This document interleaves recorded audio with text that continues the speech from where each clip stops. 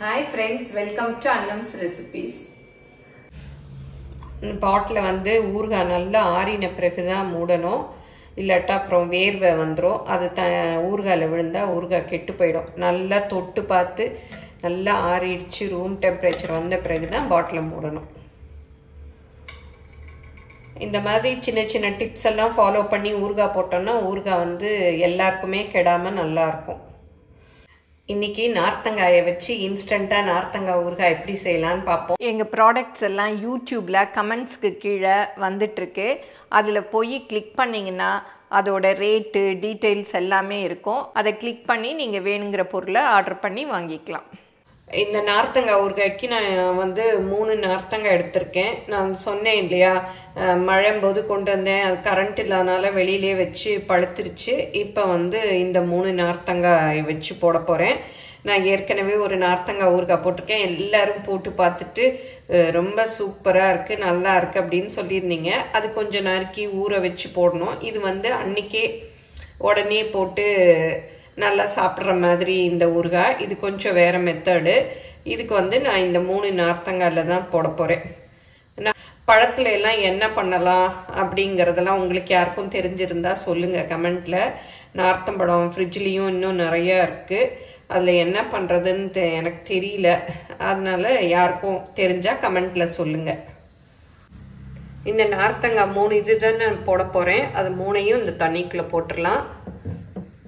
இப்போ இந்த சுடு தண்ணியில் போட்டுட்டேன். அப்படியே மூடி வச்சிடலாம். மூடி ஒரு 2 மணி நேரம் இருக்கட்டும். இப்போ கடுகு வந்து 1 ஸ்பூன் எடுத்திருக்கேன். வெந்தயம் 1 ஸ்பூன். அப்புறம் பெருங்காயம். இந்த மாதிரி கட்டி பெருங்காயம் இருந்தால் எடுத்துக்கலாம். இல்லை தூள் பெருங்காயம் தான் வச்சுருக்கீங்கன்னா அது 1 ஸ்பூன் எடுத்துக்கோங்க. கடுகு வெந்தயம் பெருங்காயத்தை போட்டு நல்லா வறுத்துக்கலாம். எண்ணெயெல்லாம் ஊற்ற வேண்டாம், சும்மாவே வறுத்துக்கலாம்.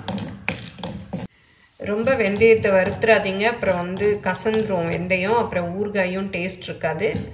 இந்த மாதிரி பொரியிற கடுகு பொரியிற சவுண்டு வந்ததுமே அடுப்பை ஆஃப் பண்ணிடுங்க. இப்போ இதை வந்து வேறு தட்டுக்கு மாற்றிடலாம்.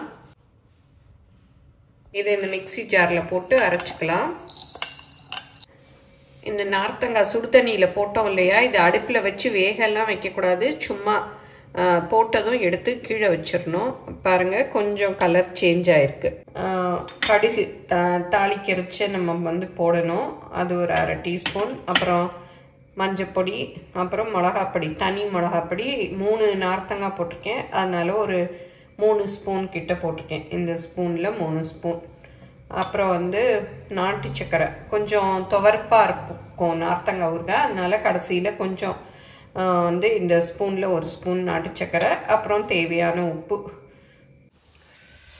இப்போ 1.25 மணி நேரத்துக்கிட்ட ஆயிடுச்சு. பாருங்கள், நல்ல நார்த்தங்காயெல்லாம் கலர் சேஞ்ச் ஆயிடுச்சு. இதை எடுத்து ஈரம் இல்லாமல் தொடச்சிக்கலாம். உங்களுக்கு டக்குன்னு வேணும்னா இந்த மாதிரி போடலாம். இல்லை நல்லா நறுக்கிட்டு உப்பு போட்டு ஊற வச்சுட்டு அப்புறம் கூட பண்ணிக்கலாம். நல்லா தொடச்சிக்கலாம். தண்ணி இருக்கு பாரு. இப்போவே நல்லா சாஃப்டாகிடுச்சு. அந்த தோல் திக்காக இருக்கும் இல்லையா, அது வெந்நீரில் போடவும் நல்லா சாஃப்டாகிடுச்சு. நல்லா தொடச்சாச்சு.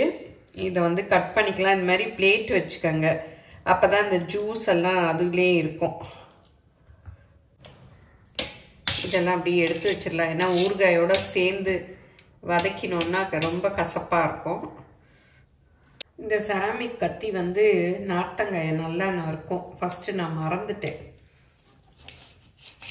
பாருங்கள், சூப்பராக நறுக்குது. ஒரு பிசுறு கூட இல்லாமல் அப்படியே நல்லா க்ளீனாக நறுக்குது பாரு. இப்போ 3 காயும் நறுக்கியாச்சு. இந்த சீட்ஸை மாத்திரம், விதைய மாத்திரம் எடுத்துட்டு இந்த ஃப்ளஷ்ஷு ஜூஸ் எல்லாம் அதுலேயே ஊற்றிடலாம். இந்த விதையை கூட முளைக்க வச்சா நல்லா முளைக்கும். கல்ச்சட்டியிலே தான் பண்ண போகிறேன். நல்லெண்ணெய் தான் ஊற்றி பண்ணணும் ஊறுகாய் எல்லாமே. ஒரு 2 டேபிள் ஸ்பூன் அளவுக்கு ஊற்றிக்கலாம். கடுகு போட்டுக்கலாம். கடுகு நல்லா பொரியணும். கல்ச்சட்டிங்கிறதுனால எண்ணெயெல்லாம் சூட கொஞ்சம் நேரம் ஆகும், ஆனால் ஹீட்டும் ரொம்ப நேரம் இருக்கும். பாருங்கள் நல்லா கடுகு வெடிச்சிருச்சு. இப்போ இந்த கட் பண்ணி வச்சுருக்க நார்த்தங்காய் எல்லாம் போட்டுடலாம்.